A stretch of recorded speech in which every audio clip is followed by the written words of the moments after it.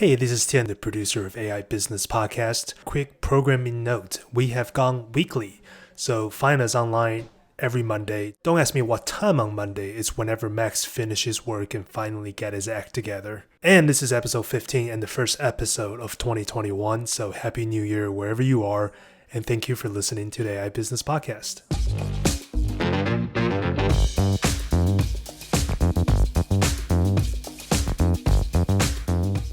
Welcome to AI Business Podcast. This is episode 15 and the first episode recorded in 2021. Happy New Year, guys.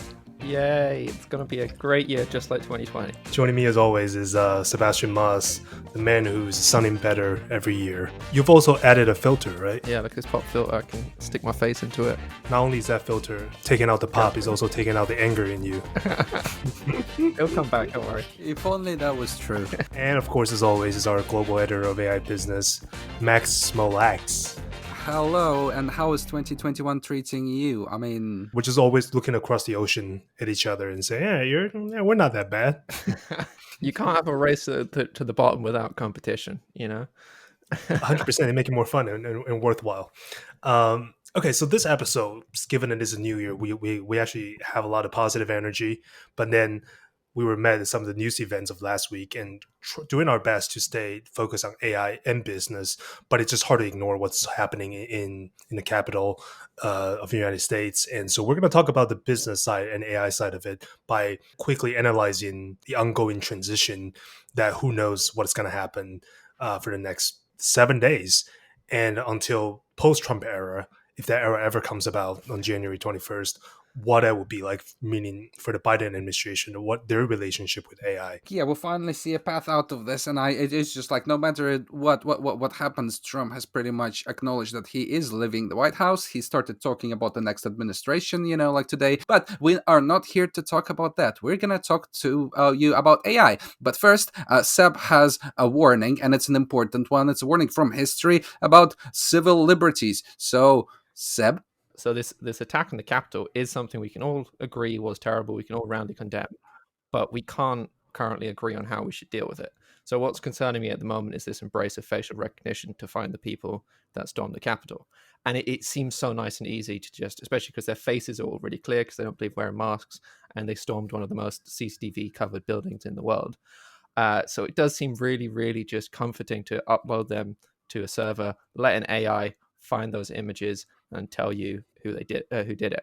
And I'm seeing a bunch of people that I used to respect who fought against facial recognition technology, against minorities, fought against it using workplace, fought against it in the judicial system, who are now embracing it. And that is ridiculous. This is an attack that we could have stopped. It was planned in public, in the open. The FBI were aware of it. We could have arrested the people when they were there. We just let them go. And now we're mostly able to find them using old-fashioned policing methods. And somehow Clearview, who are terrible, terrible company, they're getting involved. The right wing, you had Matt Gaetz and Washington Times, a terrible publication, already trying to use XR vision to say, oh no, we've discovered Antifa. They had to retract that because it was blatantly false. But we shouldn't allow big, scary events to push through giant changes to the law, giant changes to how we operate our legal system, just because we're scared in the moment. We had everything in our hands to fix this.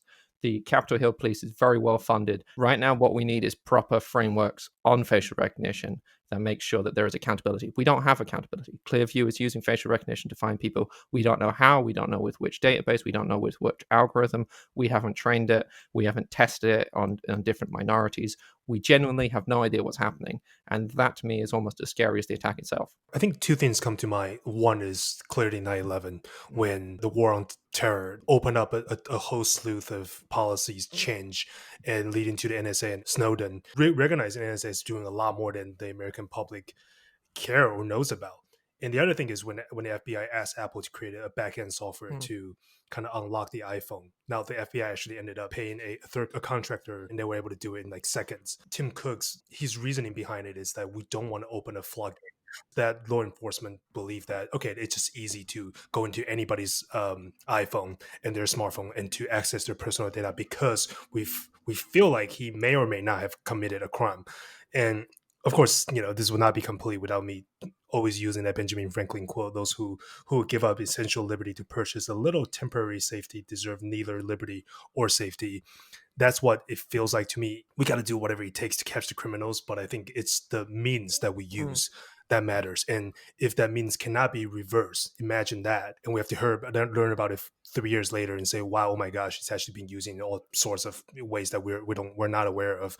And if that ever become normal, that's when it's too late, and we Mm. don't ever want to be in that place, right? Just like with 9/11, extraordinary rendition, torture, no fly lists with no awareness of who was on those things, um, huge, the Patriot Act, all of these things had far-reaching, wild consequences that we're still dealing with, that no one expected at the time, and we need to be careful that we don't just slink into that. Absolutely. And I'm a media studies student, so like I remember. Do you remember Naomi Klein's shock doctrine and this Yeah. idea? Like there's plenty of powers that will use a tragedy on it, or just like any kind of massive social trauma to change the legal system, for example. And yeah, to quite quickly for what seems to be a noble cause, push through. Like sort of like some measures that seemingly regulate facial recognition, but not really. Some measures that simply approve it for government use. Yeah, and that would be terrifying.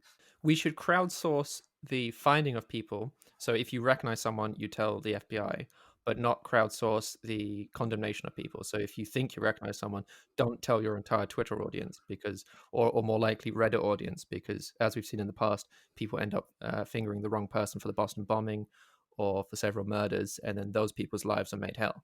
Because they don't believe in masks, and in some way they put on their uniform if they ever serve in the Mm. military. That kind of make things easier. Really, yeah. I don't really use Twitter at all, but I just use Twitter that day because I want to know what people are saying. And very quickly, people are saying there's Antifa, and there's people who are part of the protest saying like, "Stop saying it's Antifa, it's me. Don't take away our glory." I was like, there you go. When they walk into Statuary Hall, everybody had their phone up, Mm. live streaming themselves and recording, sending it to their families. So I think it's terrifying and hilarious that they didn't realize they were doing a crime. You one could guy wore his company badge. One guy wore his company badge. A state legislator, he shouted out his name repeatedly, saying, "I am entering this building." It makes it a lot easier if these were people who covered their faces, didn't wear patches that were easily traceable, didn't have giant tattoos that were easily traceable, didn't buy plane tickets to those areas, didn't massively choreograph all their actions and locations. This would have been incredibly difficult to track a lot of them down. And again, the weeks of the buildup are now going to be analyzed, and that's another source of intelligence because apparently it all happened in the open on social media. Like it's quite possible that these people will now go underground and find different communities to operate in. But yeah, like if it was Facebook or Parler or Gab, then yeah, law enforcement agencies are going to get that.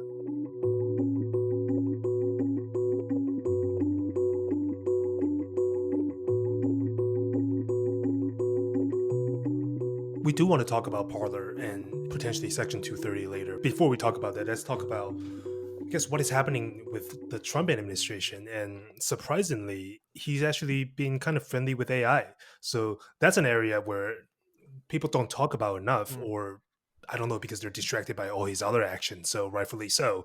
Before he leaves office, that's kind of look at the things he did with AI, and namely his best friend Peter Thiel and what they were able to accomplish in the name of the new Cold War with China. So let's talk about his achievements. Absolutely. So, people would like to think about the assault on Capitol as a sort of like Trump's, last big hoorah, but he has done several things since. And one of these, in the twilight days of the Trump administration, they have launched the National Artificial Intelligence Initiative Office, the NIO. This is a very interesting organization charged with overseeing and implementing the United States national AI strategy. It will serve as the central hub for federal coordination and collaboration in AI research and policymaking, and it will involve private sector and academia as well. So, an R&D engine for AI sponsored by the U.S. government.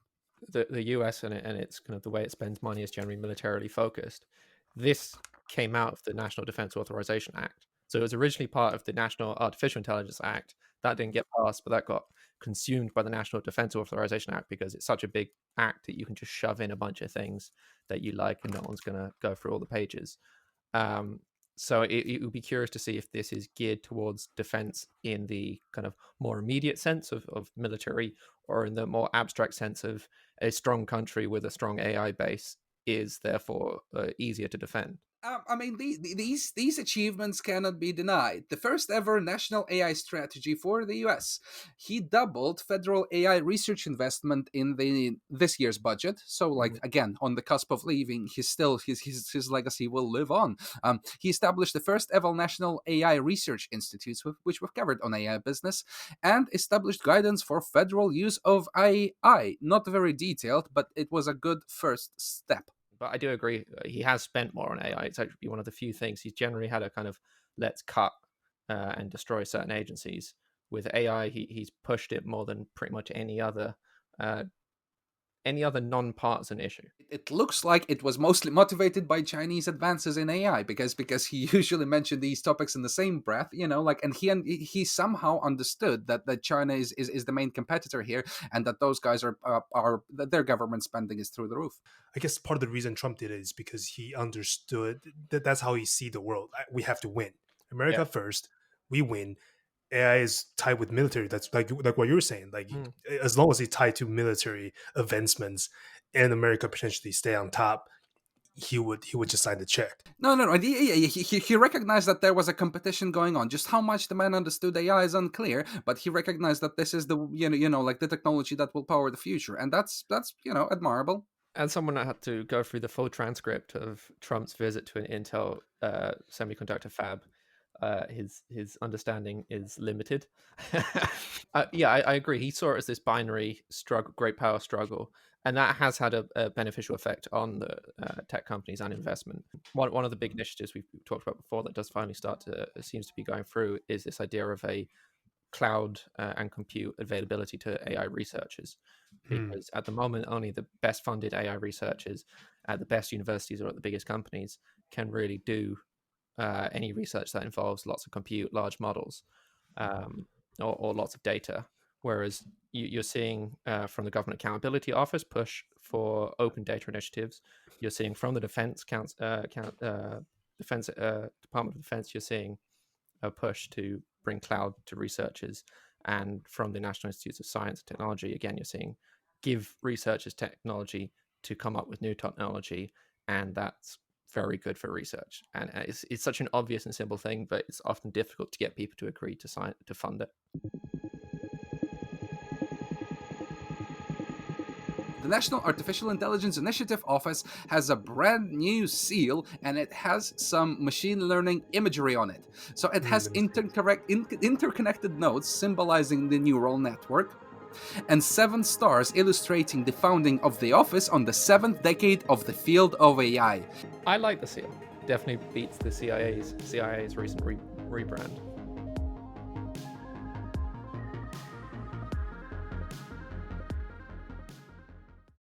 As the government is also transitioning to a new president, and now with the with the runoff election in Georgia, a new Congress. Since we're just talking about Trump's accomplishments in AI, what do you forecast the new administration, Democratic president, Democratic control House and Senate? What is their relationship with AI? What is Biden's stand on this? Is my question. He's been very quiet about his stand on technology and AI, other than Section 230, which we'll talk about later. But I think it's going to be a lot of continuation. We're going to see more money going into it, but I doubt we'll see any big initiatives, at least in the early days. Other than, of course, cancer research is a big, close thing to Biden's heart, and AI will play a huge part in that. A topic that keep coming up, and I've been texting you guys about this since last year, is Section 230, and I'm glad we can finally talk about it. It's a law that's been around since 1996. It basically, in many ways, it forms the internet as we know now. Without Section 230, a lot of companies would not survive. Those ideas would not even come together. This is the actual text. No provider or user of an interactive computer service shall be treated as the publisher or speaker of any information provided by another information content provider. which basically, in layman's term, the platform is not responsible for what it's quote unquote published on their service, meaning the individual user are responsible. The senator who put it together, his name is Ron Wyden, Democratic senator of Oregon, strongly believe that even till this day, this is he helped created the internet era. You can't talk about the 90s without thinking about right now. The 90s is a very different time. People think internet is just a way for you to greet and send email and say, hey, let's get together on a barbecue cookout. It's total different time. But so I was actually surprised to find the Senator Wyden still believe that this is the way to do it, and there's no need to change. Of course, the problem right now is both sides want Section 230 to change. The Republican wants less control. They don't want Twitter to ever flag a tweet as being untrue. They don't want Twitter to do any fact check, and they are angry at the fact that they were doing it to President Trump, and eventually they banned President Trump for life. And of course, the Democrats want more censorship and say we need to make sure the things put on internet is factually checked, and we don't want the fake news because they believe that all the fake news being spread on Facebook and Twitter over the last 4 years led to the massive crowd following President Trump and eventually January 6th. So they both want 230 to change, but for different reasons. And that's where we are now. Biden has probably one of the least questioned campaigns. January last year, he did say to New York Times, I think that Section 230 should be revoked. Right. It should be revoked because it's not merely an internet company, speaking about Facebook, it's propagating falsehoods they know to be false. And the problem is just revoking it would be a disaster. Keeping it as it is pretty chaotic. Yeah, ideally, you need some kind of new thing. I don't know if America is set up for that. It's so divided, it's so broken at the moment. If they will change it, or if they will indeed kind of get rid of it, the only way to kind of handle the amount of media that's being pumped out is AI. So this is something that Mark Zuckerberg has promised us for a long while, right? And the truth is, it's still a people business, right? Content moderation. Like, there is no AI advanced enough that is currently in production, at least that we know of, that like does a really great job. I mean, and Facebook's and Twitter's, they know this, and this is why they outsource moderation to third parties, right? When do you think AI will be ready for content moderation? When will it be advanced enough to filter out hate speech and not filter out, for example, political messages that people could argue are, like, made in good faith and are decent? Of course, the question becomes, do we think AI is the solution to this? I think we just need to look at China, and not in the way that the current right wing is saying this is like China, but more on the way that when China tries to use technology to block dissident speech, the speed at which dissidents are able to create new languages, essentially, Right. and new references for Tiananmen Square and different ways of saying that without saying keywords. Any game of moderation with humans or with AI is just a constant cat and mouse game. That's kind of what happened too, where when they are kicked off, when Twitter took out members who are involved in the Capitol riot, they quickly found another way. They all jumped to Parler. And when Amazon disabled their service to Parler, Parler kind of went under. And then they all find different ways. Now they're in the service where they all use anonymous encrypted language to speak with one another, making reporter harder to penetrate what is going on. That's why you see on the news yesterday, January 12th, there's threats that 50 capitals or all of the state capitals might be in danger. So it leads to a kind of a chaotic conversation where, like, it used to be like, oh, they're just on Twitter, and that user is crazy, and now they're going through different platforms, trying to get their voices heard. They're not going anywhere, right? But then it's harder for law enforcement to track them down. Yes, but these communities will never be completely extinct, but they belong underground. I think what we witnessed over the past couple of years is these, talking points becoming increasingly normalized and mainstreamed. And I think the sort of like experience shows that sort of chasing these people back underground is generally a good idea. And we can look at sort of like big, for example, white supremacy websites like Daily Stormer. Like, those guys were made miserable by constantly being booted off of a platform after a platform after a platform, from having to move hosts. That became their main kind of occupation. They were just moving the website endlessly instead of promoting their hate speech. I think one of the kind of best ways of trying to work out how to moderate and censor these groups is you accept them as what they are, which is extremism. And when you accept them as extremists, you can then gather data from other extremist movements. So as we see with ISIS and Islamic extremism, there was the argument, let them talk on Twitter. They're incriminating themselves. Often you can use their geolocation to see where they are in different countries. But it immediately correlated with more recruitment. It immediately meant this isn't worth it. We're getting some information, we're able to see what's happening, but they are communicating and they're winning new people over. If you send them underground, that means that they're only communicating with people who have also joined them in that journey underground. It's a problem that we're doing it so late now that the amount of people that will go underground is going to be a terrifyingly large number.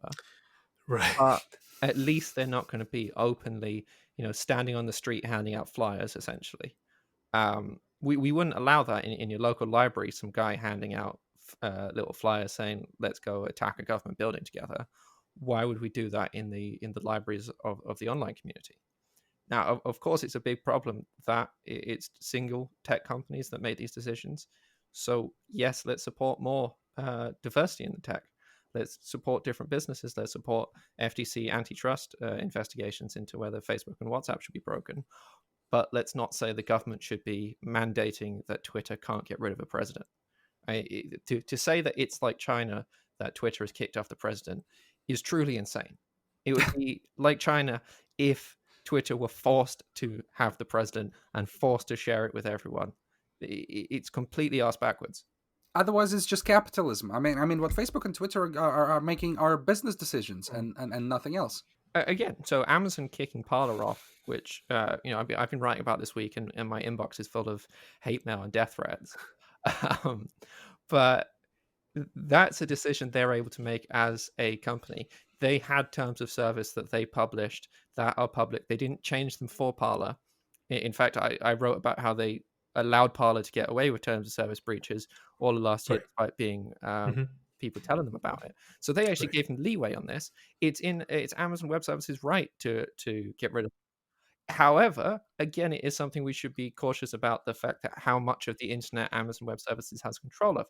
But that's an entirely different discussion. And again, something where antitrust legislation and investment in internet for different communities and helping different communities get their own networks would help fight, not censorship, not government interference on whether a company can decide to host a platform or not. Right, diversity, and I do think that, going to Mac's point earlier, I think AI has to be involved somehow, because there is just no way any company, as much as they want to hire cheap labor, third-party companies to censor those information, which is why AI it has to be there, because often talk about truck drivers, and Max hate them. Food delivery people, he hate them. All the essential worker, you hate them. Here it is. This is arguably more miserable than any of those jobs, and AI has to be. We have to somewhat think about a way for them to, for the algorithm to figure out. I would settle, before we even get to the point of AI improving moderation, improving public discourse, I would settle for them at least reversing AI, making it worse. Like, it's an off-quote statistic, but YouTube, as you mentioned, they recommended Alex Jones videos to people 15 billion times. So people didn't search for them, they didn't look for them, they were looking at completely unrelated videos, and within a few clicks you're watching Alex Jones and you go down this rabbit hole. Did you see Alex Jones denouncing Q and the storming of the Capitol? Because he did. People were like, "Oh, I agree with Alex Jones now. I like Alex Jones again." I was like, "No, he's still a tool." It's like Scientologists who still want L. Ron Hubbard's beliefs to be followed, compared to new Scientologists fighting against each other. They're both still mad. No, it's those guys eating their own, which I find absolutely fascinating, and I'll be watching that in the weeks to come. Yeah, you're lying.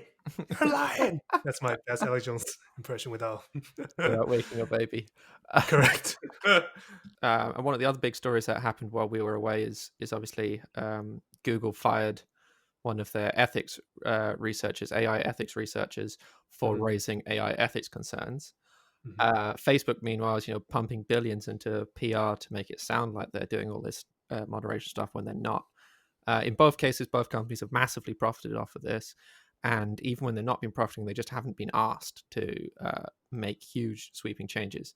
Whether we'll see that, I'm not sure. I mean, there's more public awareness, there's more condemnation, but until it starts impacting their bottom line, it's not going to change. Kind of circling back to the earlier conversation about Section 230.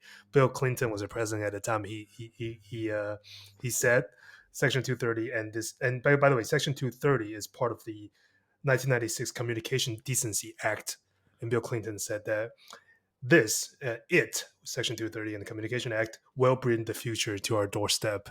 And I guess he's right. The future is here, and we're The future's here, and very much unimpressed. I don't remember what decency even means anymore. Yes. But if you want to hear about the traumatic experiences of people who moderate Facebook and YouTube content, yes, feel free to check out episode 9, because that's the episode where we talked about these horrible, horrible things. To not to name drop too much, but earlier this week I was speaking to Vint Cerf, the guy best known for creating the internet. And drop right here. But most of the interview was about completely unrelated things. But obviously, like Tian was saying at the beginning, it's just impossible not to mention what's going on in the world. And as the father of the internet, I was kind of curious what he thought of that. Roundly condemned, obviously, the attacks. Was very sad about the internet's role in it. Hopes we can do more. Was very quiet about Google's involvement, because obviously he's been working at Google for a while now. With January 6th, this is what happens if we don't pay attention. So we're seeing more workers' movements. Google starting to unionize. Amazon increasingly unionizing, despite efforts by their corporations to hire Pinkertons and the like to crush them.